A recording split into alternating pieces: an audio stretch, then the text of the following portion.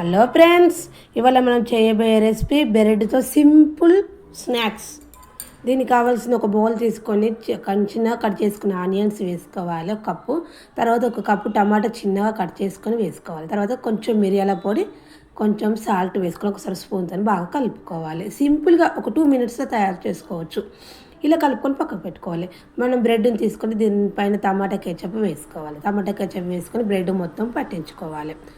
Bread మొత్తం పట్టించినాక తర్వాత దీనిపైన కొంచెం మిరియాల పొడి చల్లుకోవాలి. తర్వాత మనం కలుపుకొని పెట్టుకొని ఆనియన్స్ టమాటాను వేసుకొని దానిపైన కొంచెం చీజ్ వేసుకోవాలి. వేసుకున్నాక స్టవ్ ఆన్ చేసి చపాతీ పెనం పెట్టుకొని మనం బటర్ అనేది వేసుకొని మొత్తం బటర్ అనేది కరిగించుకున్న తర్వాత మనం తయారు చేసుకున్న బ్రెడ్ను పెనం పైన పెట్టుకొని మూత పెట్టుకొని ఒక 2 మినిట్స్ ఉంచాలి. 2 మినిట్స్ దాకా మనకు బ్రెడ్ అనేది రెడీ అయిపోతుంది.